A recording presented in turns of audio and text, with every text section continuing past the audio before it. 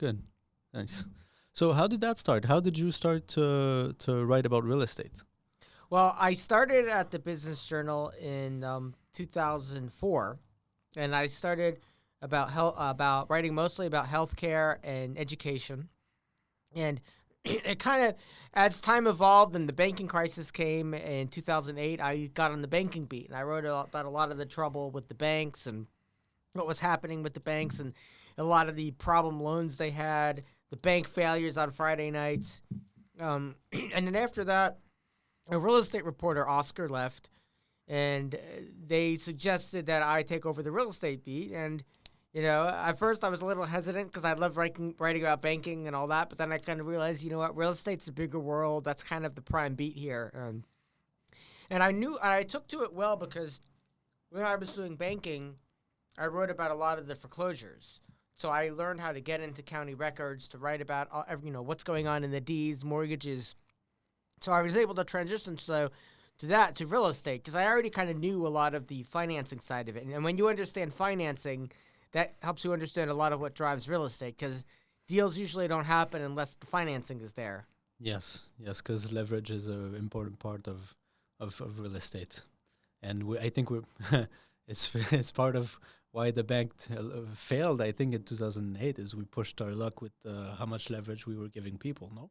Oh yeah, there was a lot of over leverage with the condo loans there, and that's why it's interesting to compare that to now because people are saying, oh, there's a problem now, but it's different because back then, they would do condo construction loans. They would finance 80 or 90% of it. They would have one loan, sometimes a second loan.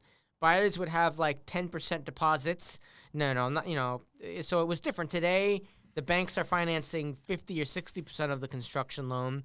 The buyers have 40 to 50% deposits, so it's different. People back then would walk away because they only had a 10% deposit and maybe 20% at most. And so they would they would walk away if anything was bad. Now you'd have to be crazy to walk away from a 50% deposit.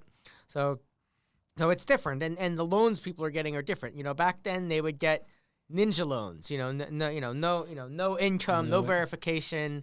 And all of that. And I think it went up to 120% of the building value or the assessed value of the property. Yeah, but people could get a lot, they could get one mortgage, a second mortgage. You could get your cat a mortgage, And then they had all these mortgages called option arms where it would start you at a teaser interest rate, a low interest rate, and then the interest rate would double after like 2 or 3 years. Oh. So it would just exploded on people, and that's why you saw a number of banks go under because they had that kind of toxic loan, and they had subprime loans. So all the rules passed in the wake of that. There's very few subprime loans. The option arm loan doesn't really exist anymore like that. So those type of lending practices have largely stopped, and so that's why I don't think you'll see that kind of a reaction in our real estate market, even if prices aren't the best. Can you go deeper, maybe in the subprime and how those loans were constructed and what was the big problem? Because you said that the interest after a few years doubled, so then the interest was floating, and then so the payment was floating at the same time, and then so it crushed the budget of people, right? Yeah, I mean, you had some loans that were option arms, so it might start at a teaser rate of 3% and fixed for the first, 3 years. But then after that, the rate goes higher, increases. So they got you that lower rate in order to get you qualified initially, but they didn't underwrite, well, what happens later? And that, maybe they thought, oh, well, property values will go up and they'll just refinance and it'll be okay. But property values didn't go up. They couldn't refinance and they were stuck with loans they couldn't pay. And then you had, loans that were just subprime. They made loans that people probably shouldn't have qualified for those loans, but they made them, and the subprime loans have a higher interest rate, because they're subprime. And they all packaged them, and what happened is they made them. The original banks and lenders made them, and then they packaged them into securities. So you ended up having all these securities out there because the banks are like, well, if it goes bad, not my problem. It's a security. A bunch of investors will buy it, But then all those investors, they bought it. They got stuck holding the bag. So all these people that invested in these bad subprime loan securities, they got hit too. Because the securities you can buy them, and then those ones you're gonna get a yield, which is basically the payments. It's like investing in a stock or bond. People, thought they were smart buying tranches of a bunch of subprime loans. Like, oh, I'm going to invest in a fund that has 1,000 subprime loans in it, and because it's subprime, it pays a higher interest rate, right? It gives me a higher return because it's a subprime, And a lot of the bond rating agencies gave them A ratings and all that, and so they thought it was safe. But because there was many of them. yeah, they thought it was safe. Like, oh, it's maybe a few dozen will go bad, but come on, 1,000 loans aren't going to go bad. But little did they know. Well, we all know that everyone is paying their debt always. Yeah, but that's what I'm saying is the system today is not set up like that. There's still securitized loans, but they passed rules where the banks have to keep a piece of the loan. So the banks are not just making the loans and forgetting about them now. The banks really have to make sure the loans have a higher quality, because if they go bad, the banks have to sort of invest in that. And then it's very different how the loans work on commercial real estate too. Mm-hmm. Because on the commercial real estate, the building produce revenue, and then the loan is constructed based on the revenue, and the value of the whole asset is based on the revenue, and it's very interesting how the residential part of things, the loan is based on the security is basically the employment of the person. This is why they don't like self-employed people over employees for the bank. It's more they ask more requirements if you're self-employed, and then on the commercial side, it's interesting how, because when it produces revenue, then the asset is its own security, it's its own. Yeah, and that's the challenge of when interest rates go up, right? So say you have a piece of commercial property, you're generating $500,000 in revenue every year, but you're basing that off a loan you got, say, in 2001 at maybe 3.5-4%, right? And so you're okay, you're paying enough interest rate, but now you have to refinance that property, right? And now your loan would be maybe 6.5%. Well, that requires a higher payment, right? Maybe your $500,000 of revenue doesn't even cover that loan payment anymore, because now you have to pay, maybe, almost 50% more interest than you were paying before. So now a property that was fine in 2001 is not so fine now. The only way to make up for that is you need to have 50% more revenue, and that's not always possible. That's not always possible. But it's an interesting way how we're seeing kind of a drawback in leverage. I think because a lot of the deals that are happening here, especially in new construction, are financed by privately. Yeah, we're definitely seeing the private lenders get more active. Keep in mind, the private lenders have higher interest rates. That's part of it. They charge you more, and it's taking longer for the big banks to get in. It's taking longer for the Wells Fargo and Bank of America's to be more active in some of the construction lending. I'm seeing them a little bit more, but in the heyday, they're the nation's biggest banks. They have the most capital. They used to do a lot more, and they're slow to come back. Some banks like Bank OZK and Centennial Bank are doing things. Local banks like, Ocean Bank and Amerant are doing some construction loans, but they don't have the firepower that, Wells Fargo and Bank of America have. We're talking about making a $300-400 million loan.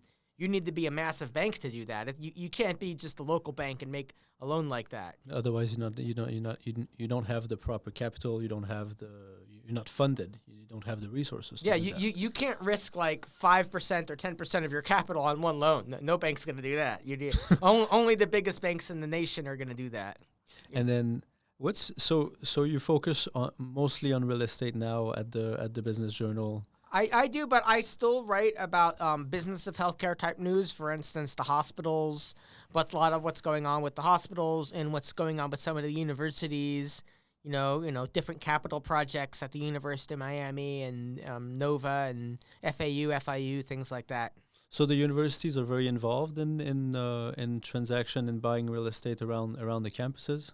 Yeah, yeah. In fact, I recently wrote about a secret deal where the University of Miami bought a building in the Health District, an apartment complex called Dominion Tower, and they didn't use a deed. They bought the Oh, LLC I that see. I owns read it. the story. Yes, Yeah. So I found that in their UM's annual financial they report. didn't pay the So taxes. They didn't pay the transfer they didn't tax pay and the doing deed taxes, which I don't know how the county officials feel about that. They didn't get their extra money, but But it's a interesting way to do it though when you buy the share of the company. Technically, there was no sale. There was just a transfer of the entity. yeah. And there's a couple deals where people told me that.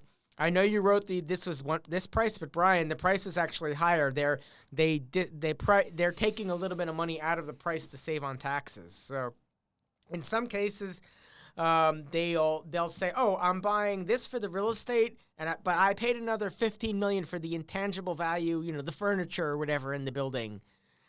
Which is not taxable in the deed. Yeah, so they're trying to say, oh, the furniture is worth. I don't know if the furniture is really worth $15 million in an apartment building, but that's what they're trying to say. So they do this one. They pay lower deed taxes, but also the property appraiser. They don't want the property appraiser to see, oh my God, it's worth $60 million. They still want it to think, oh no, it's only worth $45 million.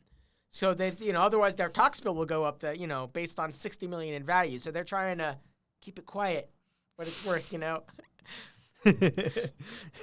It's interesting to be able to talk to you because you've been, I moved here in late 2022, and it seems to be booming. It seems to be a place on the rise. There's a lot of cranes. There's a lot happening, and you've been documenting this progress, this change for so many years, and it's very interesting to see to hear your point of view and how you see the market and in South Florida, in the sense that how did it evolve, where did it start, and where are we going?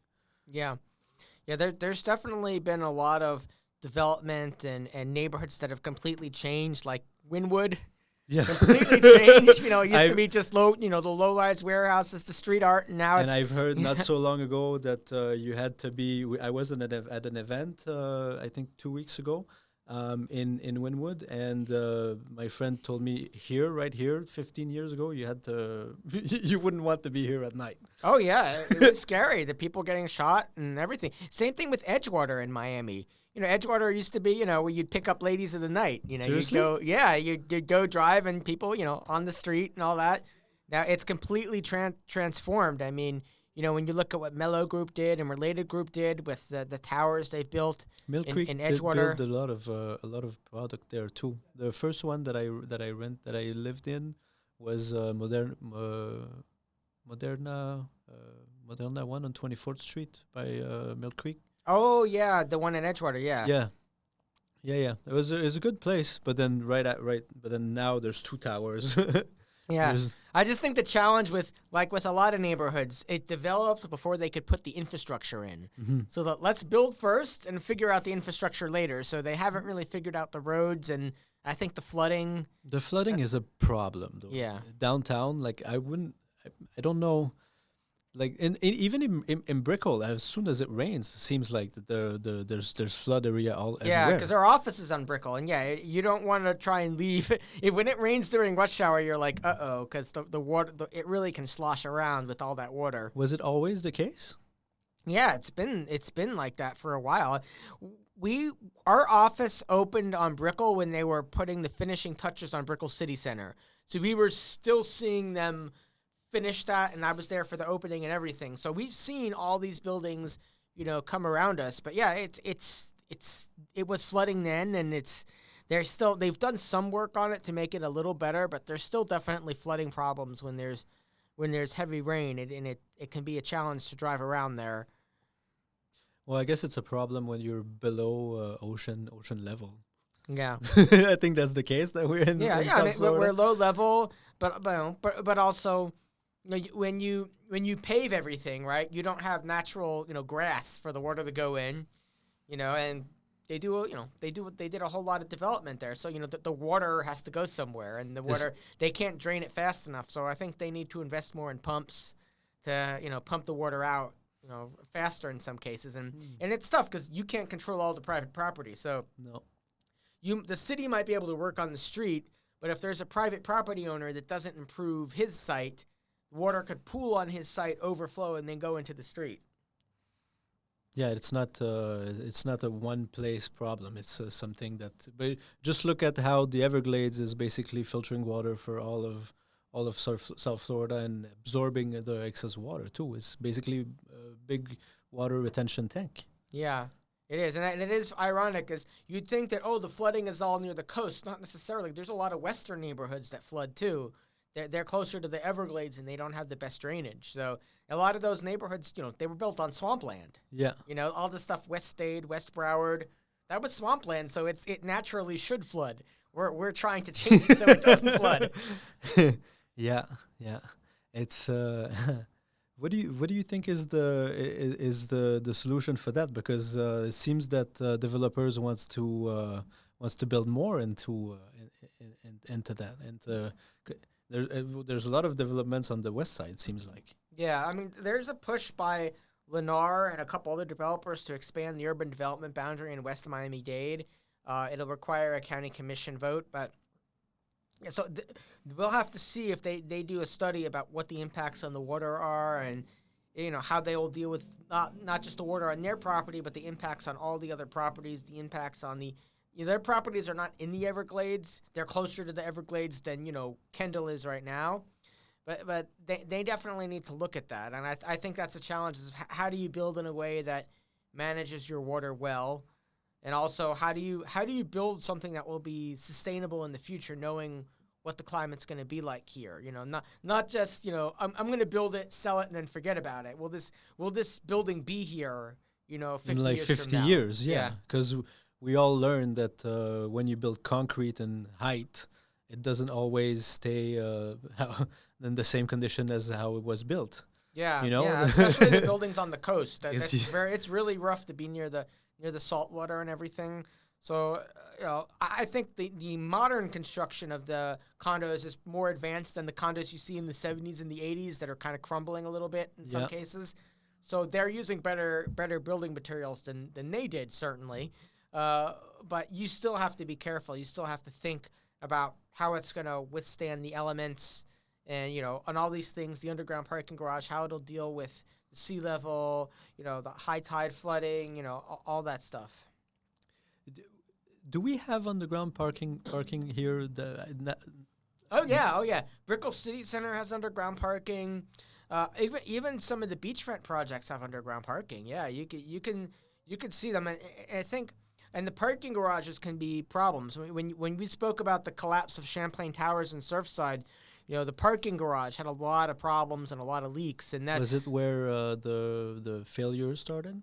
I know they said it had to do with the parking garage and also the pool deck, which was like near the parking garage. So it was sort of the columns for the pool deck were in the parking garage. So, but for a lot of these buildings, if you talk to people in Miami Beach that are in older buildings, there's a challenge with the underground, with either the ground level parking or the underground parking with flooding, especially when it's high tide, when the moon is pulling the tide. Mm-hmm. Sometimes the water will even bubble up through the drain pipe. Wow, that's water is a big problem if you think about it. Yeah, because it's surprising how high it can go. Oh yeah, it can definitely go higher than you think, and a lot of neighborhoods. If you talk to longtime Floridians, they'll tell you that the high tide flooding is worse than it used to be. And that the flooding from rainstorms is worse than it used to be in certain neighborhoods. So it's just going to require infrastructure. I know I live in Broward, and the city of Hollywood's been investing a lot to deal with flooding. I know it used to be there'd be a lot of water all over the place in Hollywood just from a rainstorm. And I noticed they've been sending those trucks down every single street. Sometimes the streets will be closed off for a bit because they're just doing the water sewer work. So a lot of cities are investing in it, but it's a huge investment to deal with the flooding on a lot of these streets. Because, a lot of these streets were developed, in the 70s and the 80s. They didn't think about having the storm drains on the side and all of that. So they're having to put in more advanced systems to drain off all this rain. Hmm. And then they're putting a lot of money into Hollywood though, no? In Pompano and things like that. Um, where do you see the next phase of developments for the area around here, around South Florida? Do you know, like, um, I mean, I guess I guess like the boundaries, because we're there. There's area where it seems that it's very concentrated. Then there's others, like North Miami Beach is a Yeah. good example. It's just the next one that's it's getting there. It's not always right now, but it seems that we're pushing the new developments a little bit further north. Yeah, I think there's definitely development going on in North Miami Beach and North Miami as well. You know, like Solomia in North Miami. I've seen some developers like Blue Road with condo projects in North Miami, and there's some more in North Miami Beach. So we're seeing a good mix of apartments and condos in those cities. We're seeing some more restaurants, you know, go to those cities. So I think we're definitely seeing some progress there. I mean, just opened the new Solomia healthcare facility in North Miami, and that's its biggest outpatient healthcare facility. So that's creating a whole bunch of jobs, and people are going to be going for health treatments in that North Miami facility. So I think there's definitely a bright spot for that area. It's close to enough to Aventura where you can go to the mall, but you're not right in Aventura, so it'll be a little bit less expensive. So there's a benefit from that as well. And it's nice. It's central too. There seems to be seems to be a lot of new projects that are popping in this corridor on Dixie and on one, because even on Biscayne, like right in front of the Jockey Club, there's 1200 Biscayne, and that right next one, I think Ram is doing another big one. Yeah, Ram has Right a next project, door. and there's another project by Coulter and Altman that's also around there, around Biscayne and 112th Street. So they just closed on that site like a couple weeks ago. So yeah, we're definitely seeing more development in the whole Biscayne corridor in the North Miami Beach area. That's one of the areas that I think would benefit the most from having the expansion of passenger rail. They've spoken about expanding the Bright Line to more of a local passenger rail on US 1 on the tracks. So I think it would help them a lot if they could have a few stations like in North Miami Beach. Then you could use those stations to get to the Bright Line in downtown Miami. And that would be much easier. Imagine people could work in downtown Miami and take the train to North Miami and then just get off and be a few blocks from home. That would make it so much easier for mobility there. The train is interesting options, but I don't. There's a lot of limitation also in the cost for those Yeah. for those train, and I don't know, because heavy infrastructure like this can be very important, but we have to be very careful where we put it. Yeah, but you can only expand roads so much. Like the traffic is already rough. I mean, I drive from Miami to Broward. It's a rough drive, man. Yeah. It's hard. So if you want to develop these cities, unless you think everyone in North Miami Beach and is going to work in the same area, if you're like, okay, if you want to work in downtown, going to downtown, getting to downtown Miami from North Miami Beach can be a challenge. Like, do you take US 1? That's hard. Do you go all the way to 95 and then take that? That's also not fun. Yeah, So I take US 1, and sometimes it can take 45 minutes. Yeah, it can be, but again, yeah, it's the transport. How did it change though lately, since you've been. I mean, I feel like for the past 21 years, they've been speaking about different ways to expand it, and they haven't done nearly enough. I mean, the biggest thing that happened is Brightline, which is a private company, not the government. I think the biggest thing the government did is probably the new express bus in South Miami-Dade, which is it's It's a bus that's going in the express lane, an electric bus. I haven't ridden it yet. I'd like to see how quickly it can get you from Homestead to Dadeland. But and they expanded Tri-Rail to the downtown Miami, but thanks to the Bright Line, basically. So, as much as they've collected in taxes, they haven't done a lot. They've upkept the public transit, but they haven't expanded it all that much. But that's the challenge, because you can't make I-95 really much more efficient than it already is. It's people are just going to go on it. Adding another lane, what are you going to do? That's not going to make it go any faster, really. So at some point, you have to think of, okay, we want to have some density around the employment centers, so hopefully people can live closer to where they work. But public transit is the only really way to efficiently move people around, where you can get a larger number of people and not have to worry as much about congestion. But Well, because also there was a lot of uptick in population in the last few years in South Florida. yeah, That changed. That those infrastructure are built for a certain amount of cars, certain amount of volumes, and then when that increase a lot, then you have new problems. yeah, you'll never be able to expand the roads fast enough to keep up with what's going on in the population and everything like that. That's the challenge. Obviously, you continue in investing it, but you can only do so much to move people that way. Unless Elon Musk comes up with the magical robot taxi and that solves everything. Have you Maybe seen he he will. wants the self-driving Tesla taxi are coming to South Florida? Yeah, that's what he said. So perhaps the idea is, if you don't mind sharing it with people, because if it's one person for one taxi, it's the same thing. But if you get multiple people in one taxi and they don't mind sharing and they're going the same direction, then perhaps it's more efficient. We'll see how efficient it can be, but it's not wrong to think that most of the day your car is sitting in the parking, Yeah.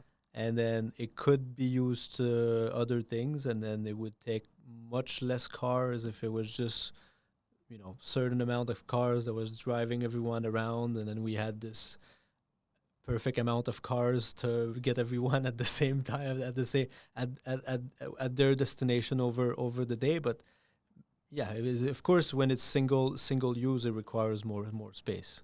Yeah, I think it could perhaps be a game changer in traffic, and also parking. Developers would tell you, "Oh, less parking, please." If it could reduce the need for parking, that would also be great. Well, we'll see how quickly it can advance. But potentially, if you have a self-driving car where you just call it, then and it had multiple people, then maybe there'd be fewer cars, because the cars would be taking more people, and it would have to be sitting in parking waiting for you. So maybe you would have fewer spaces. Because parking is really a big question mark in projects. It's often the thing that makes or breaks the projects. Yeah, developers will tell me, like with high-rise construction, the parking garages are very expensive. That's why a lot of them are trying to do projects with surface parking, where they're trying to do maybe a mid-rise project with maybe some of the parking spaces underneath the building, and then some on just the second floor. They're trying to minimize the amount of structured parking in these buildings, or they're trying to build in transit zones where you don't have to build as much parking. Maybe one parking space for every 2 units or something like that, just to try and reduce the cost. Seems like the costs have gone up a lot. But I guess this is what happened when you augment the money supply this drastically in a short amount of time. We printed a lot of money in the last few years. That's what happens. But I'm interested also in your vision about the incentives that we give developers and real estate in the real estate sector. What do you think about Live Local? Well, Live Local it's part of the incentive of Live Local is financial, and part of it is zoning. So with Live Local, you can take a property that's commercial or industrial zoned and build to the city's maximum amount of density or the maximum height in a 1 mile radius, and do it without a public hearing, without the city approval. So that incentive is saving you time and money. You don't have to go for zoning, which is expensive. You don't have to go, and it takes time. So no, you could maybe get something through the system in 6 months instead of a couple years. So it's saving you time and money if, 40% is workforce housing. And then you get a property tax break on that workforce housing affordable housing. How do you define the affordable housing? Well, workforce housing is 120% of area median income in this. So you can get, basically half off your property taxes for that, for those units, and the equivalent amount off for the common areas, the pool deck and all that. And if it's affordable housing, you get an even bigger tax break. If it's like 80% of area median income, you get a larger tax break. But you putting it in place is one thing, but using it is different. A lot of people have filed applications for it. Not as many developers have actually been able to break ground using Live Local. So it's still a work in progress. How so? Well, what I've seen is the developers that have been able to break ground are usually the ones that are doing only affordable or only workforce. So they're basically developers that they're specialized in workforce housing. They wanted to do this project anyway, and so you know what? If I do Live Local, I get approved faster, right? I don't need to ask for more density because I still am only doing a mid-rise building. So I'm just going to speed it up with Live Local, and I'm going to enjoy the tax break. The projects that have been harder to move forward are like developers will go to Wynwood and say, oh, instead of building 12 stories in Wynwood, I want to build 45 stories. And I'm going to build, 400 apartments in Wynwood, and 40% will be rent restricted. Well, the problem is building 40 stories is very expensive. And when you have 40% of the units are locked in what you can rent, you have to make that up in the other 60%, which means you have to charge a lot. And the reality is the market may not support those kind of rents when you think about building 40 stories. And the other problem is the financing. So anytime you underwrite a project, the bank needs to look at, your expected cash flow and your expenses. Taxes are one of your expenses, right? So developers that want to do Live Local want to say, okay, I'm getting a huge tax break because I have workforce housing. I'm only paying half of my property taxes on this. So they want more leverage. Yeah, but the lenders are saying, no, we're not considering that. The problem is Live Local allows the cities or counties to opt out of the property tax break. And because of that possibility, lenders are reluctant to price in the tax break. So now, in actuality, it's very hard to opt out because in order to opt out, according to the law, you need to have the University of Florida do a study and find that there's no shortage of workforce housing in your county. Now, maybe there are parts of Florida in the Panhandle, or something that could happen, but that's not going to happen in South Florida. But the lenders are still concerned because there's the possibility that it's lost. And if you think about it, if you're right now expecting a tax break and you lose the tax break and all of a sudden your income goes down and all of a sudden you're having a hard time paying the loan, that's bad. Because they qualified you at the extent that you leveraged, and then you have a smaller DSCR, then you can absorb the tax. But yeah, so now it's worse. All their the debt service coverage ratio is messed up, so they're afraid of it. So they're talking to lawmakers about how they could fix this, how they can make the lenders more comfortable with that if you get this tax break, you're going to keep it. It's not going to be yanked. I think we're talking about if you qualify. Once you have it, you can't lose it. Maybe in the future the county will try and opt out, but you can't yank it away from people who have it. At least maybe they could do something like that because you want the certainty of when you're building it, what the rules are going to be. Not that they change the rules in 2 years and everything's messed up for you. No, it would be similar as the city giving you the construction permit, and then in middle of construction saying, "Oh no, we're withdrawing the permit. You can't build it anymore." Yeah, they don't want that. So hopefully they smooth it out and we see some more of these projects.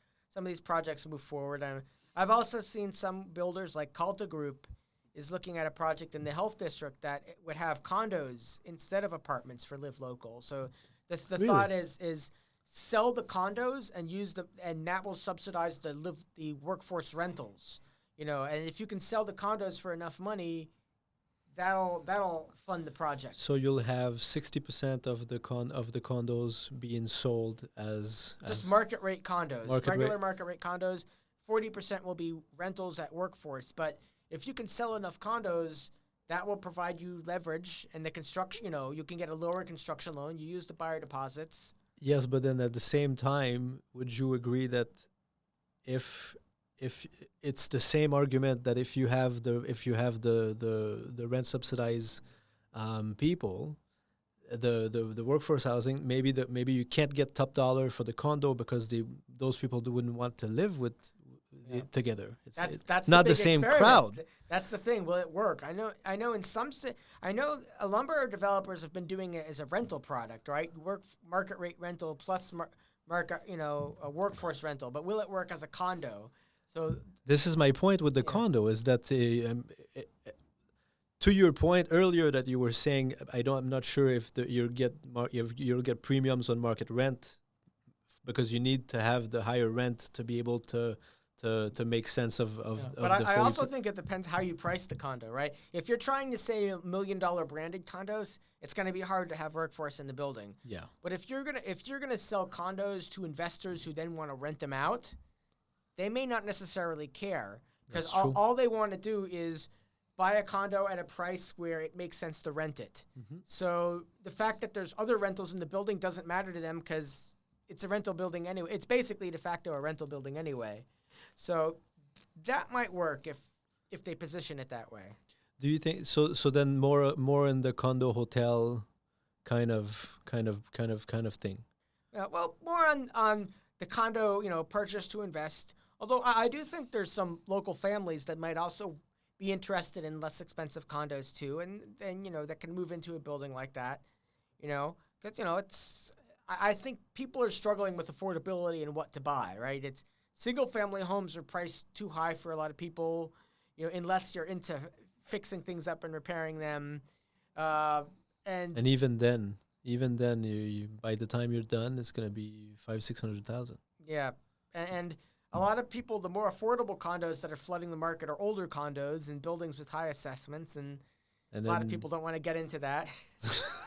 No, I remember I think 2 years ago, a client asked me she sent me a small unit, older building, 300,000, and then I told her, I was like, look, I don't think that's right for you because by the time you're paying your tax, by the time you're paying your HOA, by the time you paid your mortgage, and by the time your 300,000 condo is costing you $6,000-$7,000 a month. Yeah, that's insane. Yeah, it's a lot. It's a lot when you think about all the association dues you have to pay in a lot of these condos. So it's a challenge for some of these older buildings, and they don't have the amenities the new buildings have. But you look at how much they have to pay just for repairs and maintenance and to fix the pool deck so it's not condemned. But this is why those older apartments becomes interesting as a bulk sell to redevelopments. Yeah. Yeah, I just read a story this week about the biggest bulk sales in South Florida. I got 7 different condo buyout and termination deals that I read about this year so far. So it's definitely a trend we're seeing. It's something. Well, there's a lot of developers that are trying to redo office building into apartments. This seems very risky. There's one in Dadeland that I read about, the Hive Dadeland project by Keystone. They just got a construction loan, so. Yeah, they're converting a couple of those Dadeland office buildings to apartments. It seems to be going well. I saw the construction photos, and it looked cool. Like, they completely, turned the building into a skeleton, basically, and gutted it. But they're keeping the central AC system, interestingly. They found a way to kind of take the central AC and deliver it for each unit. But it's still, they have to put in kitchens and bathrooms and all that. So it's a big job, but it only works in certain cases. Not every office building can do that. No, most of them are not. The floor plan doesn't work. Also big problem on the windows. Yeah.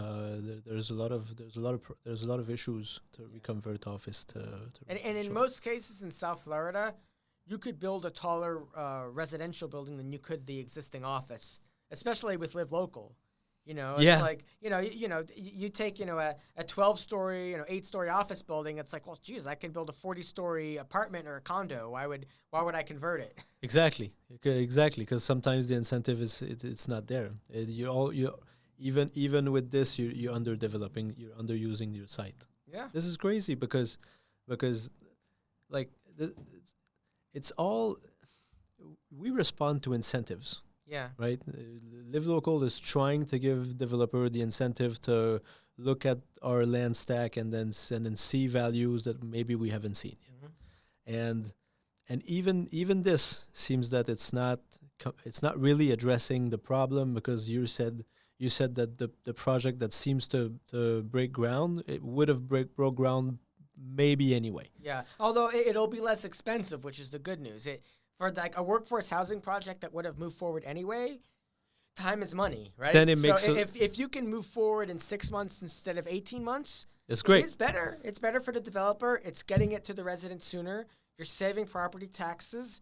So and maybe it made the project that wouldn't have been financially feasible more feasible, because okay, my development cost is less and my tax cost is less. So it helps. But even the best laid design, it still has to deal with the market, right? Mhm. You can design Live Local as well as you want, but it's still sometimes the rents may not support a 40-story building in Wynwood. It just may not make sense, No. Maybe, it might just be too big for that neighborhood. It might work in Brickell, but just not in Wynwood.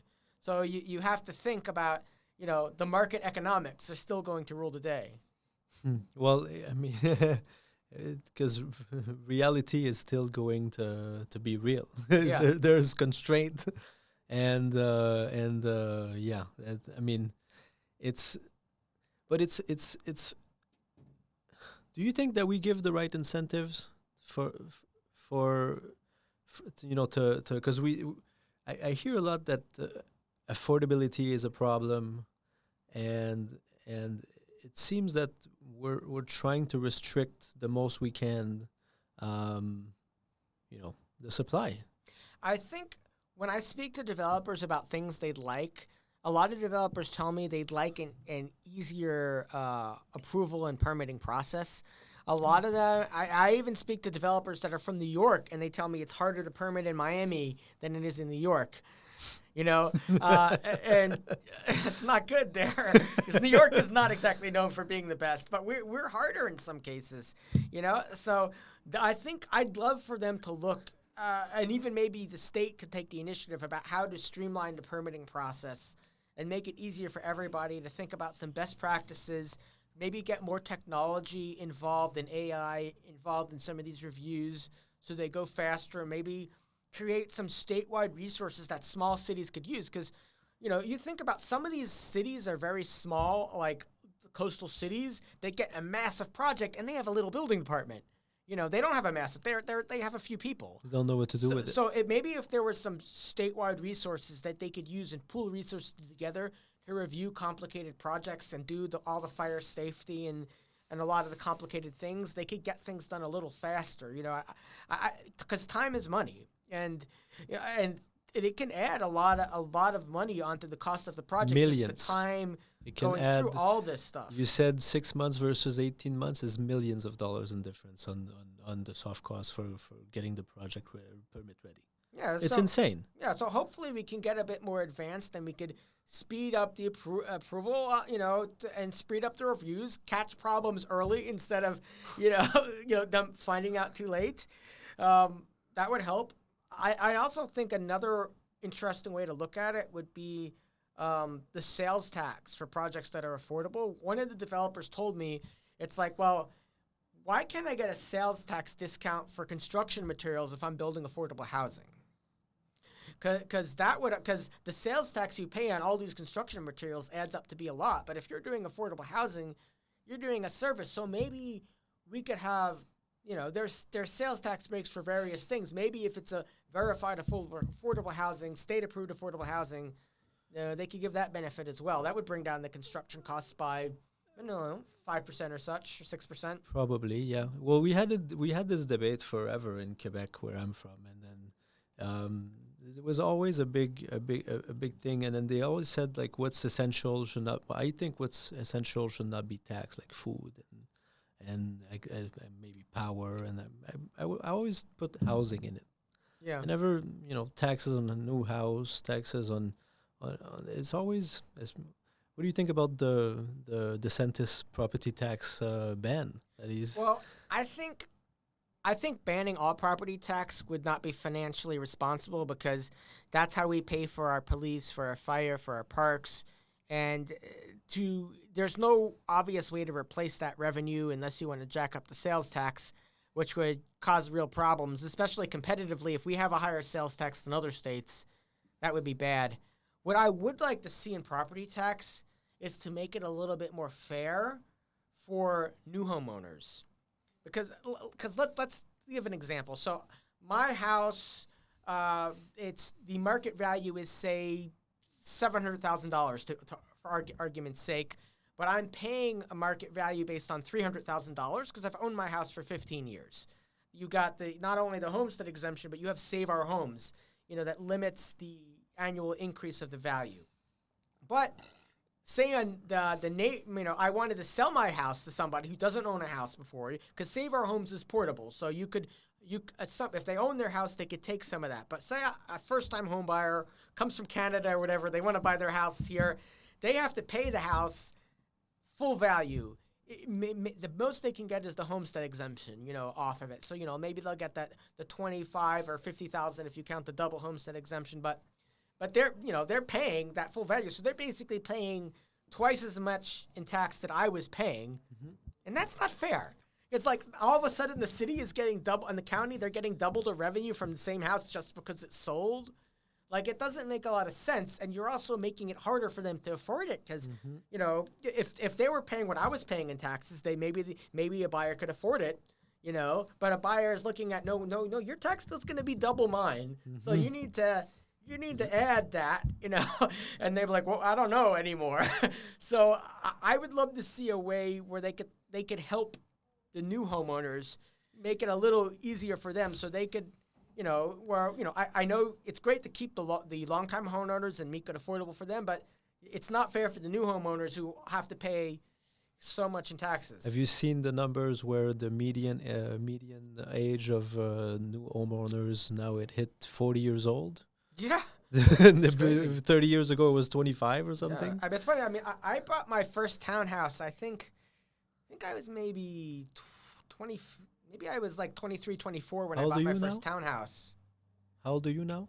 I'm 45 now. Now I have a single family home. But back then, like a year or two out of college, you could buy something. But now it's like, you got to wait till you're in your 40s and.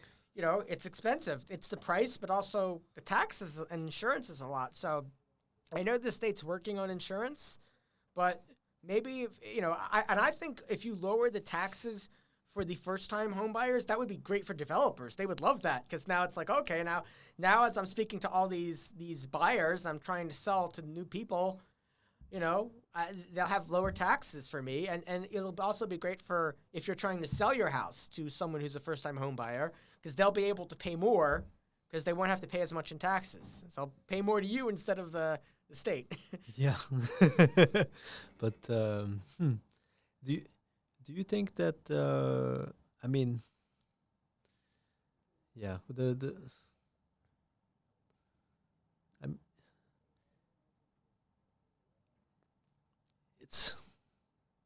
I have a blank now. It's fun. Oh, okay. It's funny sometimes when this happens.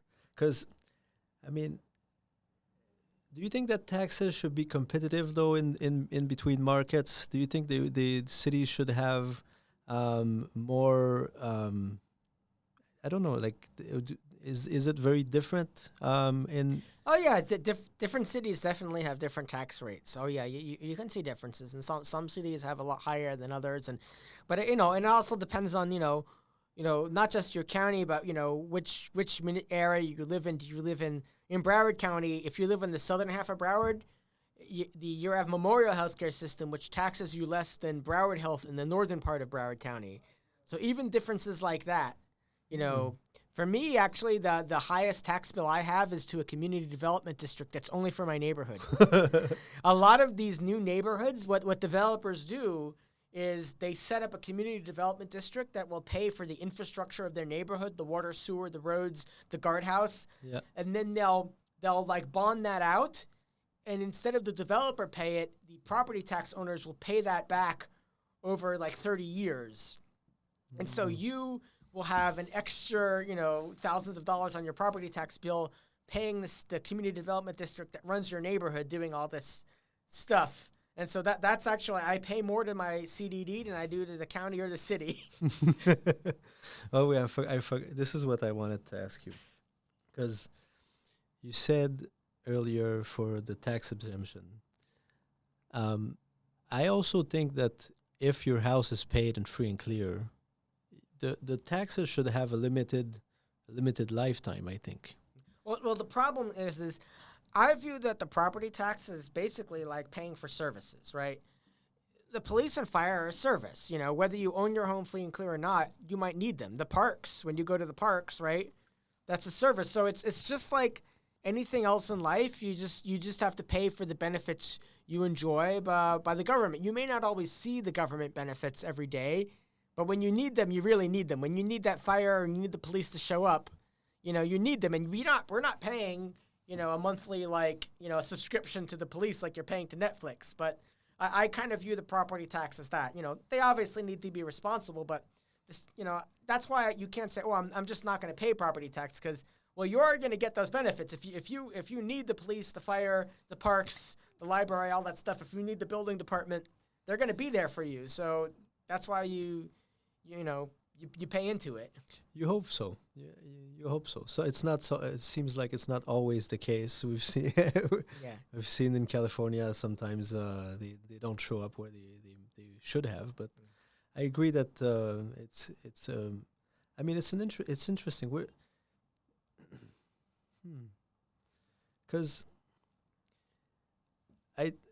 it makes more sense to me on the business side of things for the commercial business to have to pay the bulk of the property tax, but for the homes, it's a little more, I don't know, maybe do you know the percentage of the tax collected versus the commercial side of real estate? It depends on by city, right? So think about how different cities are. Like downtown Miami has a lot of commercial real estate revenue, right? Because they have apartment towers, they have retail, all the apartment buildings, all that stuff. But so if you took out the residential only, especially Homestead, because they have a lot of foreign second homes, it wouldn't hurt them as much. But then you think about where I live, Pembroke Pines, largely single family homes and some shopping centers. So for Pembroke Pines, it would be devastating, and so a lot of the bedroom suburban communities that only have a few shopping centers and whatnot, it would really hurt them badly versus more urban cities like the city of, Hialeah Gardens that has a bunch of warehouses and only a few homes. They'd be like, whatever, we got our revenue for all the warehouses, So it would be very unequal, which is a challenge because some cities, it would be something maybe they could deal with only a little bit. Maybe it would be, maybe 25% of their revenue, which would be bad, but more manageable. Other cities, it might be, 65%. And then they'd be like, I don't know. I don't know what to do with the police department, with the fire department, and what do I do? Yeah, there are certain cities they're mostly residential. What's your what's your writing process for your article? Like, how do you where do you go? Like, where do you go find your information? Is it only in public records? I mean, of course I have sources too. I have people who tell me things and tip me off to things and give me stories, and people who email me stories. But I also have a lot of public record searchers searching through the county websites for deeds and mortgages, searching all the agendas for all the cities in South Florida for the counties and everything. So I spend a lot of time, and I'm up late a lot of nights. Like my workday does not end when I get home. It's sort of, I have a second workday when I get home, searching through a lot of things. But yeah, that's how I find a lot of stuff. Sometimes with public information requests, once I get topped off the things. So fortunately, Florida has a very good public records law. So you're able to get a lot of information. We don't take it for granted. Some states are a lot harder to get information out of, but Florida, it's pretty good when it comes to deeds and development applications and able to see what happens. So all that is great. That allows me to give the market a good idea of what's happening, so people in the business can make intelligent decisions and know what's going on and reach out to some of these developers as they're starting projects. And yeah, because it's very business. the way you're doing it is very informative. You only straight facts, very short. There's describing who bought this. He did it with this money. He did that with this JV, and then this is how much it cost. Yeah, I try. I rely a lot on the deeds and everything like that, and the mortgages. I don't like to report on rumors and things like that, so I'm trying to be very straightforward with the facts and let that speak for itself. Yeah, one thing that I think is very true is that your contribution is going to speak for itself, and your value is going to be your record should speak for itself. It should, what you did, what you're doing, the quality of your work, how much you contributed to this project, to that project, to this thing that you did. At the end of the day, who is going to be involved in the actual work people are going to know who did what. Yeah. I mean, I'm hoping that it'll help people in the industry make deals, make connections, understand what's going on in the market, and it'll be a good resource for people that are also getting started, so they can kind of view this as the guide to learn about what's going on around you and learn about what's happening in the industry. It's interesting to have exactly who transacted what and when they did it and who they use as a bank, and it's very fun to follow and how did that start? Did you always want to be a journalist?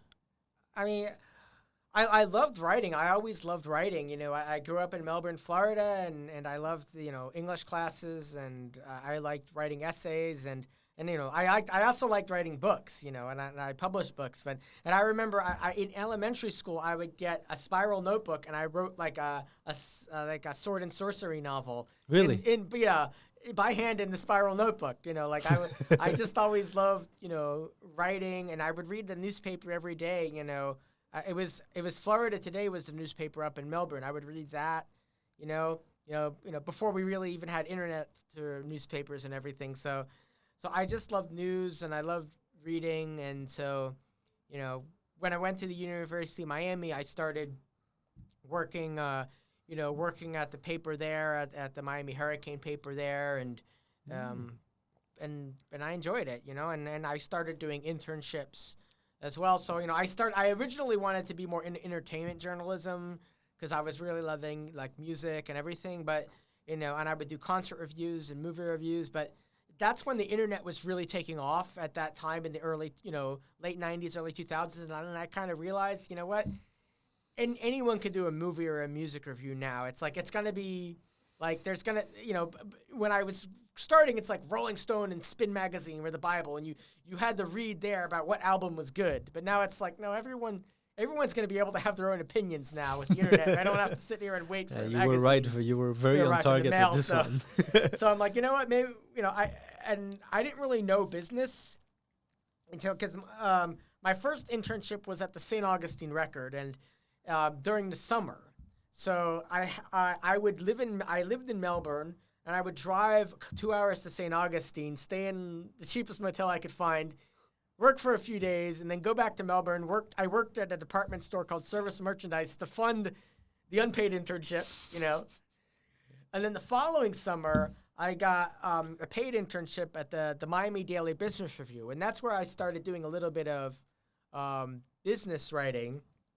And then I got interested in business because I kind of like numbers and math, and I was always good at that. I was good at math, even though English is what I pursued, but I always had good scores in math. So I'm like, oh, I kind of like working with numbers and hearing about business and money and all that, So I just enjoyed that, and so as I continued my career, I liked that side.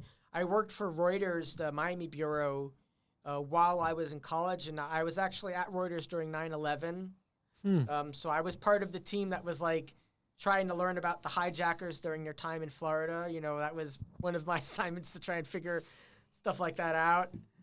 And then after college, I got an internship at the Associated Press bureau in Miami, and I was there for roughly 9 months.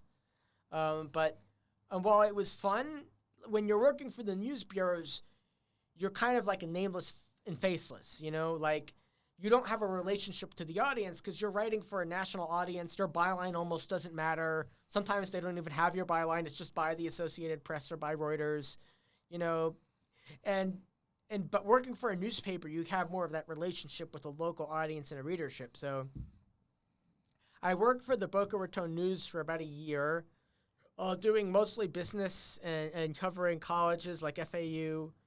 And then I joined the South Florida Business Journal in 2004, and that's kind of where I've been. I started high school in 2004. Yeah. I know.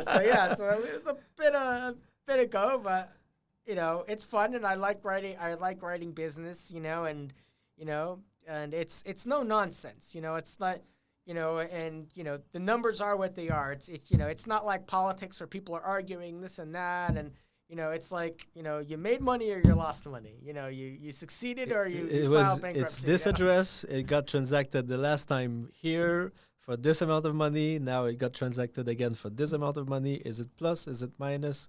That's what it is. Yeah. It's fun when it's like that, though. Yeah. Yeah, so it's great, and it has a real impact on people, right? It's impacting the environment around you, the buildings that are going up. Oh, I didn't know they wanted to put a big tower right behind my house. Oh, I didn't know they were going to tear down my favorite restaurant to build apartments. Oh, okay. Yeah, I mean, it's very cool to see. Well, to read you is nice, and then it's nice because then it gives like an overview of how the city is evolving. Yeah, like because a few just look at photos in Brickell in 2010.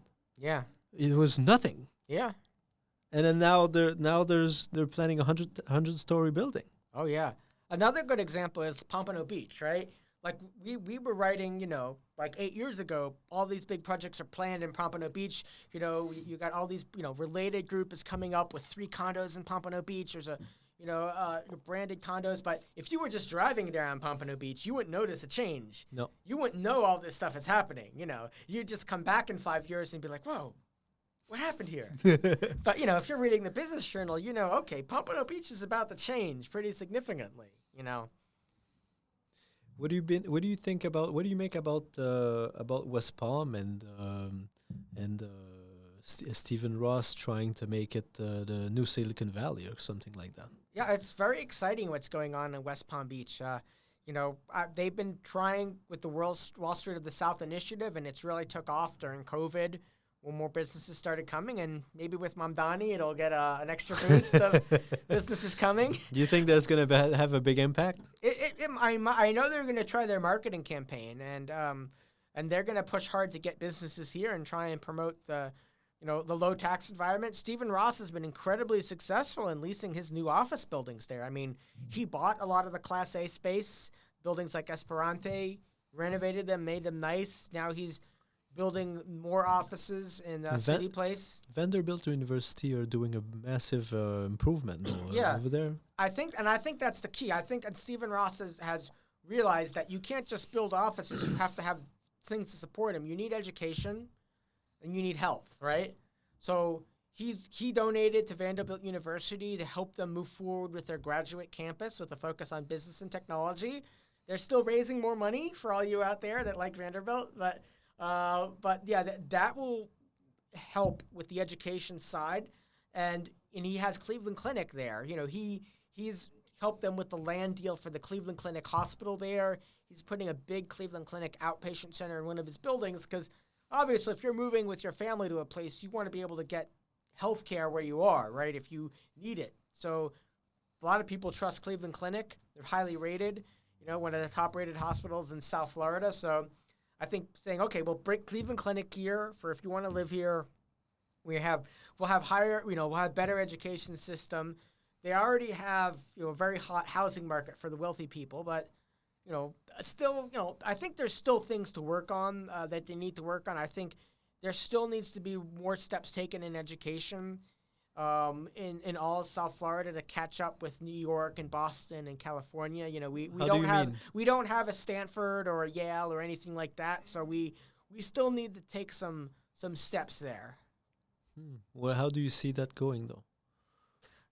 I think we still need to work on it, because I think, like, even Palm Beach County, Palm Beach County, they have FAU, and FAU was, if you look at the state Florida Board of Governors metrics on ranking their own state universities, FAU was near the bottom of the performance ranking last year. So FAU, they have a new President Adam Hasner. He's determined to improve it, but they have to improve, and that's the thing is, if you want to have a great business, you want to know I have a university in my backyard that the best students are going to go to.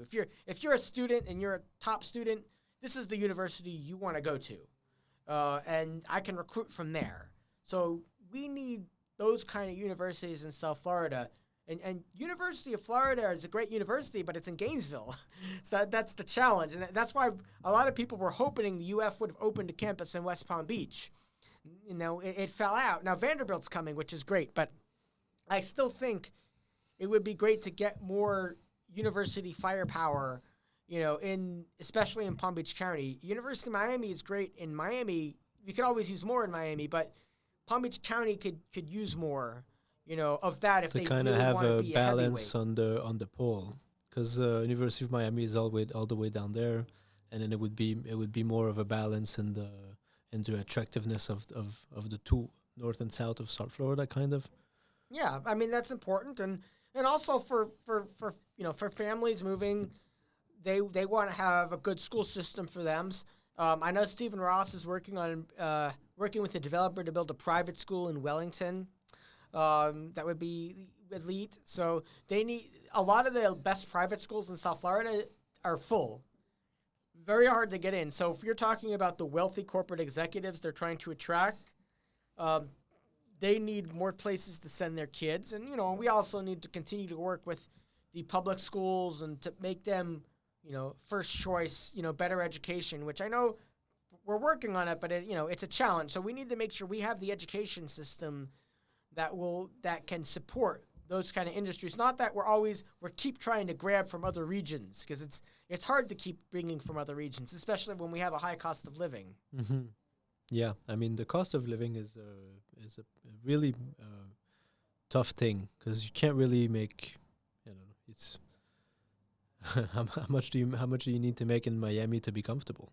Yeah, yeah, it's a challenge. So that's why they're trying to use Live Local. They're trying to build, but if you look also what's going on, like there's a lot of luxury development in West Palm Beach, but that's not, that might be the executive, but what about the worker below the executive? They need to think about developing a wide variety of price ranges. So, I think they will eventually, but all the cities have that challenge. It's people are trying to build ultra luxury, harder to build for the lower market.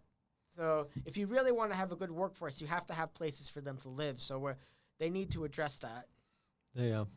But one way to address it though is to build ultra luxury and luxury product, because when you do so, people that are occupying the more basic unit, some of them might move into they might upgrade, and then funny enough that liberates the lower end of the units.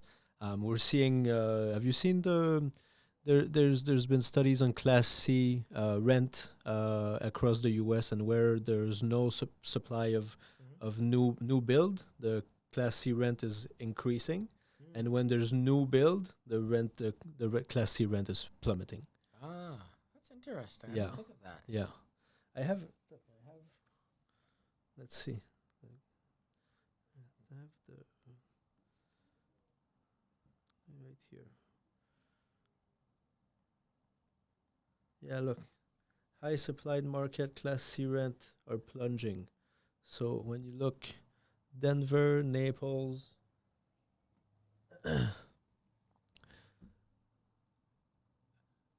So it's going down in Denver and Naples, and Austin, Texas, and Fort Myers. Yeah, I know that some of the markets that got really hot during COVID have cooled off, like Austin and stuff like that. Yeah, I think that's the challenge. Is the rent has kind of been flat for South Florida or slightly down, and that's why it's limiting some of the development right now. 'Cause the development costs haven't gone down, but if rents aren't going up, it's kind of challenging the build in some cases. So we're seeing some construction, but not nearly as much. A lot of projects were approved are kind of sitting there. That's true. Putting together the equity also in breaking ground is difficult. Yeah. It's difficult. Do you write also on the West Coast? Do you spend a lot of time there? We focus on Miami, Broward, and Palm Beach counties. That's where our focus is, because there's enough to cover here. Yes. It's funny enough. There's a lot going on here. Yeah. What's your so? I'm intrigued also by the novels that you wrote. Yes. Yeah. How did that come? How did that come up? So yeah, I've been writing for a long time. As you said, I started even in elementary school, and I would write novels while I was at the University of Miami, and so I just love writing. I a lot of it started with science fiction writing and being fans of science fiction, and just coming up with different ideas and characters, and I just kind of love writing and I usually listen to music when I write, so I'll put on a song and it'll create a mood, and it will really kind of make me feel something, and I can see a scene in my head, and I just love coming up with ideas for books and making them happen. It's a long process, obviously, but it's a lot of fun. What's Mute is about? What is it about, this one? So Mute, it's a novel that's set in Melbourne, where I grew up, and it's about a girl's parents are found dead in the Indian River Lagoon, and she's the only witness to what happened to them. But she's gone mute after that happened. She won't say a word, and a police officer takes her in during this time and tries to get her to talk about what's going on. But it's a very X-Files type story, because there's a lot of weird things happening. The animals in the lagoon are starting to turn violent and attack people. So and the lagoon is the water quality is starting to get really bad. So they know something is weird is happening with the lagoon, and the girl might know something about it, but she's not saying a word. Well, that must and then yeah. This is crazy though, how sometimes the trauma is going to shut you off completely. Yeah. Yeah, it's a lot of people dealing with trauma and mental health issues. They just can't communicate, and they can't talk about what's happening to them. So a lot of Mute is a parallel to mental health and the struggle to be burdened with something, but not be able to deal with it, and not be able to tell people about what you're burdened with, and then kind of suffering from it. And silence too. Yeah. Because you can't put words on it. Yeah. What type of music do you like to listen to? Well, I like a lot of rock, but I also like all the different like music. Mute was highly inspired by Tori Amos, which is more of a piano type thing. A lot of it, and that kind of set the scene for Mute. But the sequel to Mute, Silence the Living, was inspired more by In This Moment, which is more of like a hard rock metal band. Because it's the sequel to Mute, but there's a lot more action and scary stuff in there. So that's a lot of what I'll listen to, and I'll listen to a lot of times I'll listen to a song and let the scene take place in my head as I'm listening to the song, and so then when I'm writing, I put on the same song, and it kind of like inspires me it'll bring the scene back in my head. So it sets the mood kind of. Yeah. When do you write? Do you write on paper or you write? No, I write. You don't want to write on paper because then you'll just have to transcribe it. So I write notes on paper though. I'll write outlines of what should happen in the chapters, but the actual novel, I'll write it. But I'll write in the computer. I usually write at night after work, but it's hard. It's harder and harder to find writing time because just my job takes so long. If I'm working into 10:30 at night, I can't really write after that. I'm too tired, and the last thing I want to do is write more. So and then there's so much you can do in a day. So I need a day where it's not as busy, or on the weekend or sometime, but not during Shabbat, like after Shabbat on the weekend, Mm-hmm. I usually, thank God, I'm usually able to write when I need to write. That's because I'm so used to it. It's very automatic for me. So normally when I want to write, something comes out. Now, sometimes I might have to go back and make it better, but something usually will come out if I'm sitting there and it's time to write and I'm motivated and I feel like it and I'm not tired, I can get something to come out. But you want to plan, and writing for journalism is different from writing for novels, obviously. So it's a kind of a different level of preparation. How would you explain the difference in preparation? How so? Well, in journalism, I'm writing largely based on a source material of real things and facts, right? So you would think so. Yeah, right? So I'm basing it on an interview I did with someone, and I transcribed that interview, right? Or a document that says they bought this property at this address for this price, and I kind of put that together and make a story out of the facts. Or this is a diagram, a 50-page diagram of a building they're going to put. I'm going to go through that, make notes on the important parts, and then put that into a story. Or someone sent me a press release, and I'll rewrite it and change it and do some research and turn that into a story. But I'm basing it on a set of information, and I'm organizing it and putting it in there in a way that readers can understand. But fiction, a lot of that is I'm creating it in my head, and I need to create the scene, the characters, the quotes. No one's writing a quote for me. I need to come up with the quotes. I need to come up with everything people look like, the setting. There's some reality to it, right? So if I'm setting Mute in Melbourne, I want to describe the real Melbourne. I'm setting part of Silence the Living in New Mexico, and some of it in El Paso. So I want to be able to describe these environments as they are.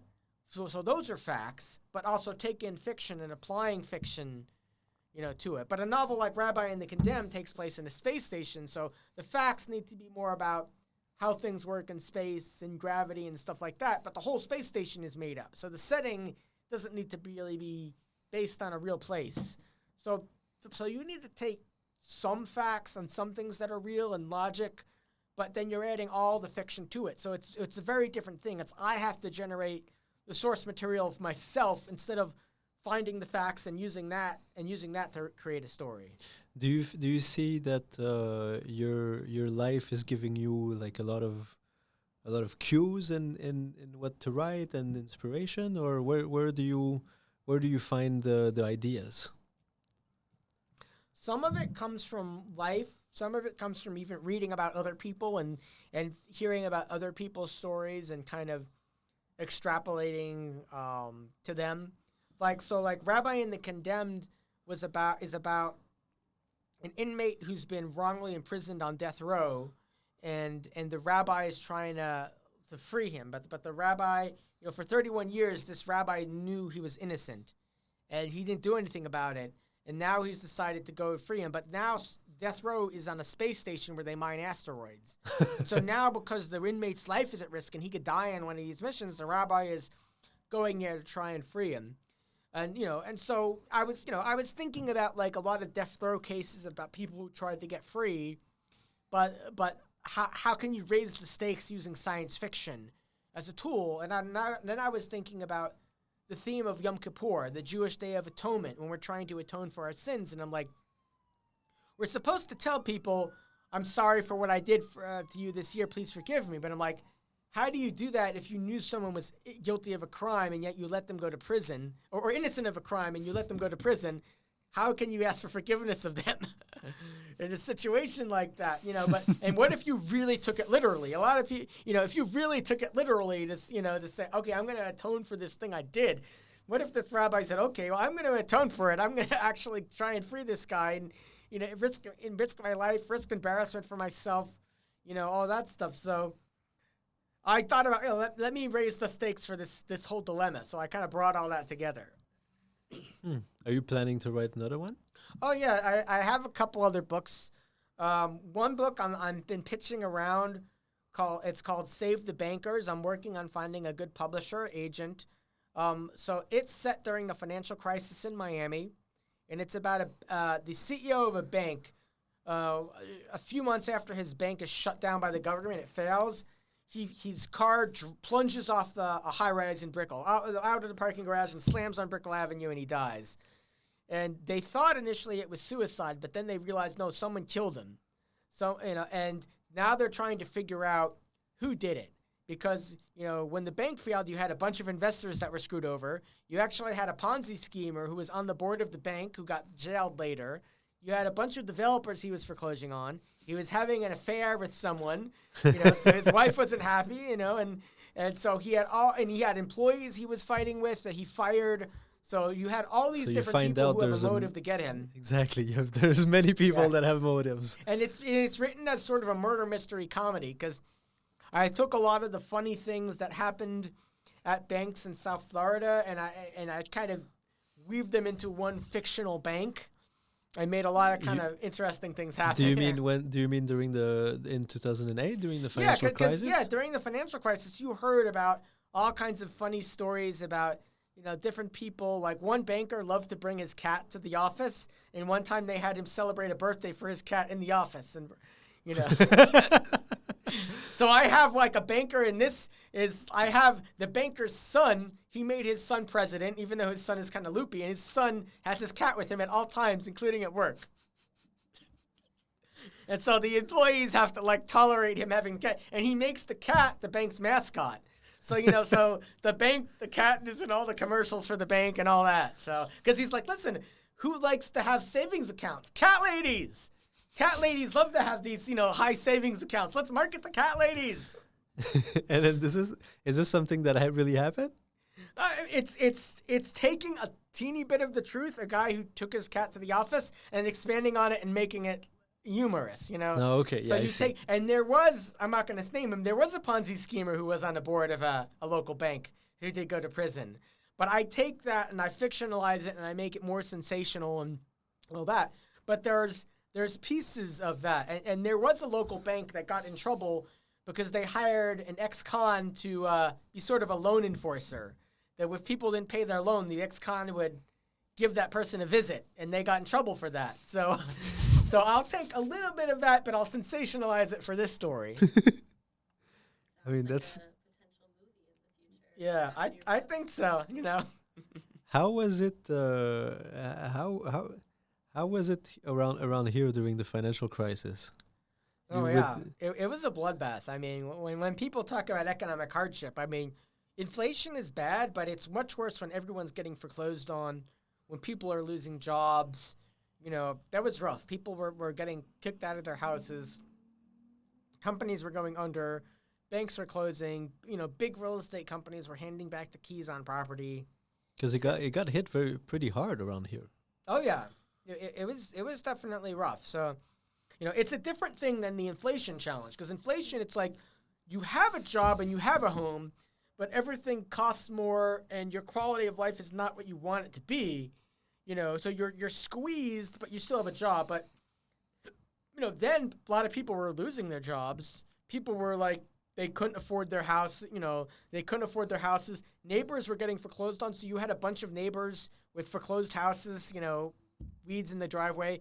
And you had a bunch of unfinished projects sitting there. You had a bunch of housing communities that stopped in construction with half-finished homes just sitting there, half-finished buildings, just kind of, giant skeletons in downtown Miami. They couldn't finish them, so that was an ugly situation that hurt. So, so it's a very different than the inflation challenge that we deal with now. Now it's more like people are like, damn, I used to live so much better on my salary, but I do have a job. It's just, I'm squeezed. I can't spend like I used to spend. I can't get the food I used to get. I can't get the clothes and the vacations I used to get, geez, I used to be able to get a car. It's like, growing up, I would get, like, it was so cheap for me to get a car and insurance. Now I have 2 kids driving, and it's really expensive to get cars and insurance for kids, It's like everything costs so much more, to just to operate now. But it's not like the 2008 to 2010 recession where it was more like, people looking for work kind of a thing. How did the work market evolved here? Because it was basically a resort for so long, and now since COVID, seems like there's more people looking at South Florida to live here permanently.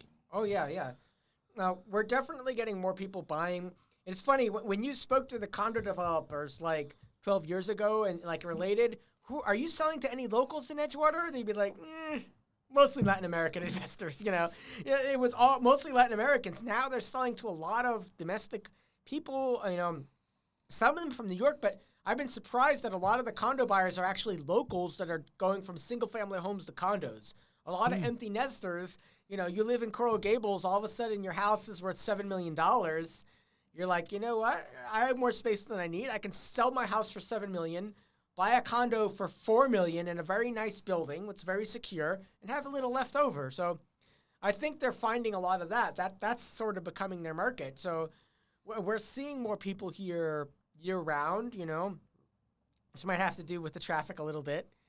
And we're definitely seeing growth in the tech industry, in Broward County, in the aerospace industry, and in the healthcare industry.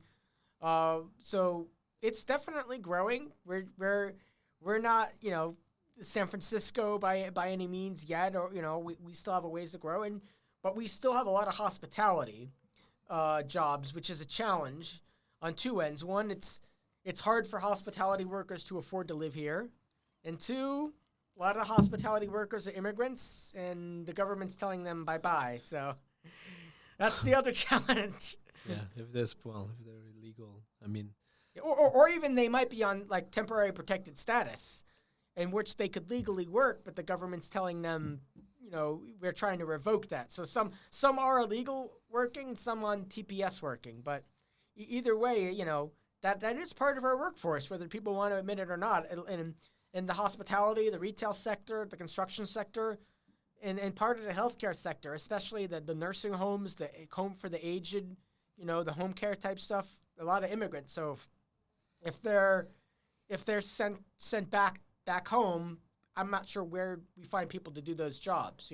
Agriculture too. There will be some people, but if you want Americans to do those jobs, you better pay them a lot better. Yeah. Yeah, there was a large raid this week at a farm up north here in Florida too. I think like a whole bus of people as well. Yeah. Those, it's very difficult to find a balance in this.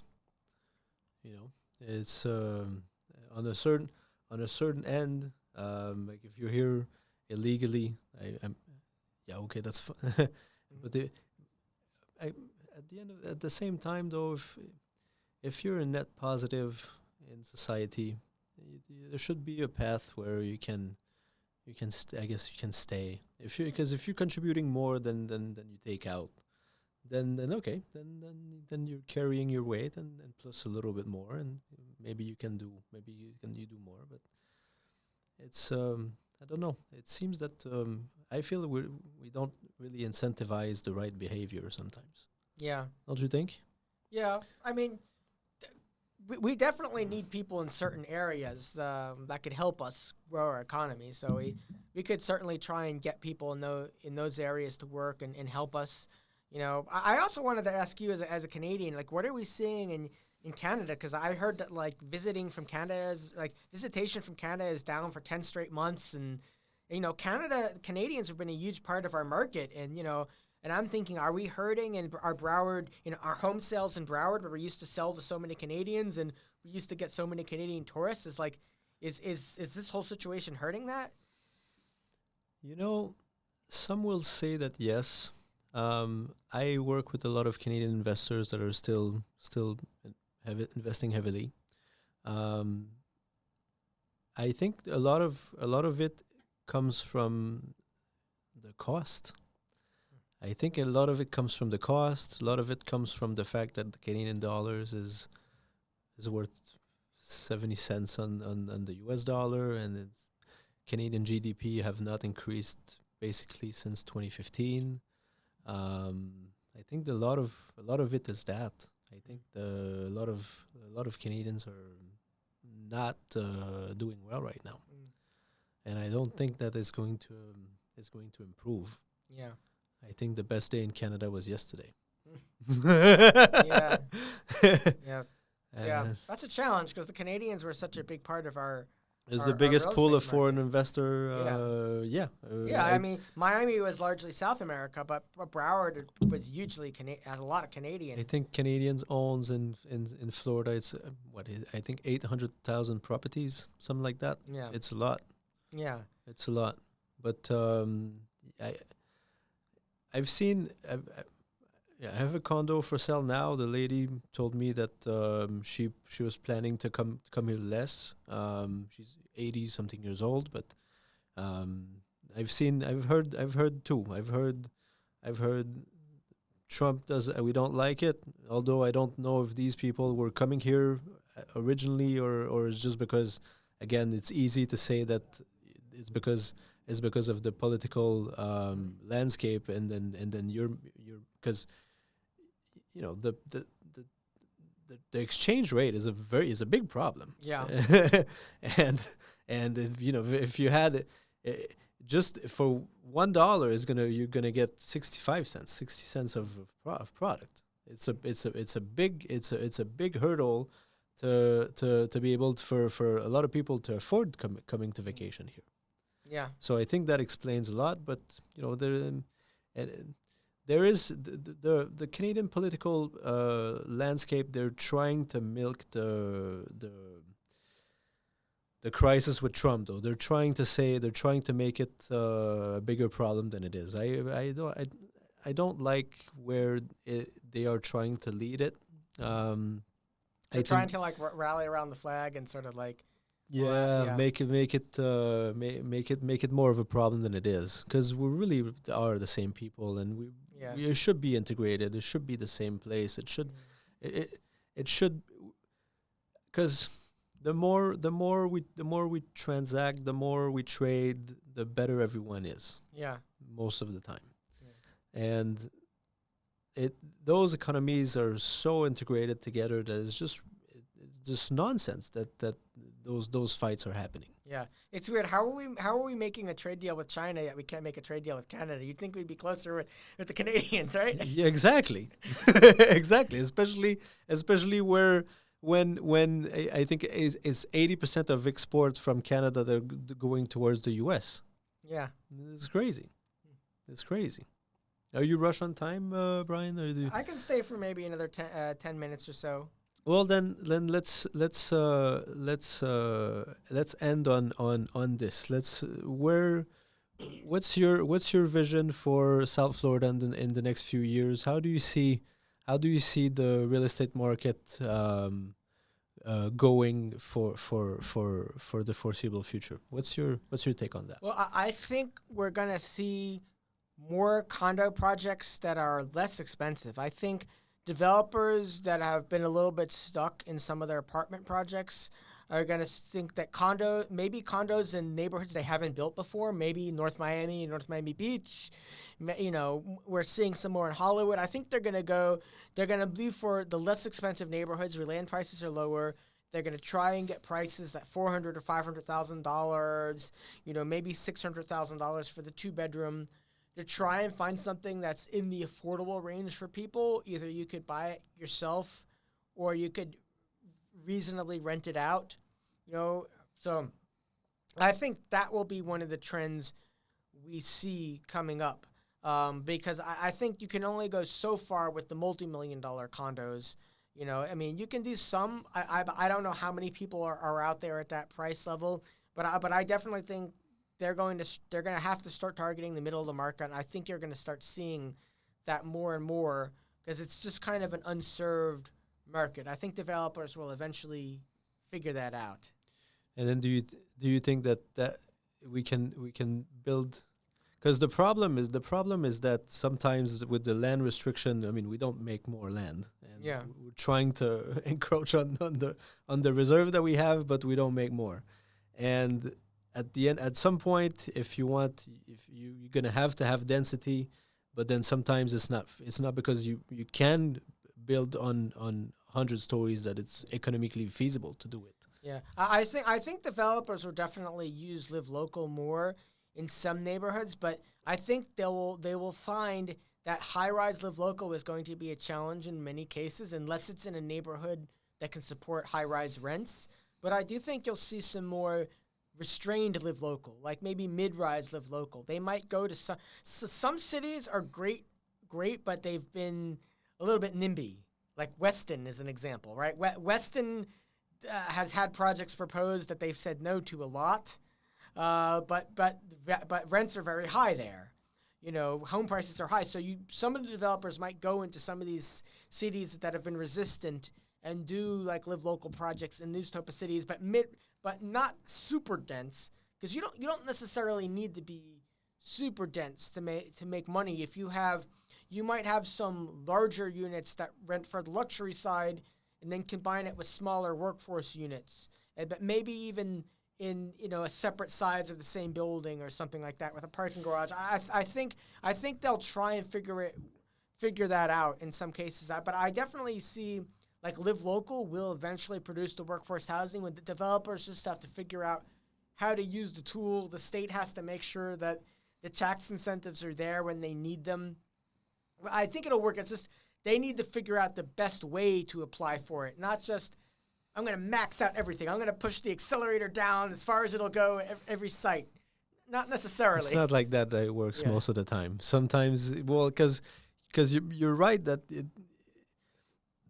a lot of it's you don't need like 20 stories sometimes to make a big difference in an area. Sometimes instead of 2, you can have 5 or 6 or 8 even, and then it would supply amazingly what you need over there, and it would change the whole thing. And then so I agree that. So you think that maybe the live local project are going to get done maybe on the outskirts more? Yeah, I think you'll see some done on the outskirts that are less density, and I think they'll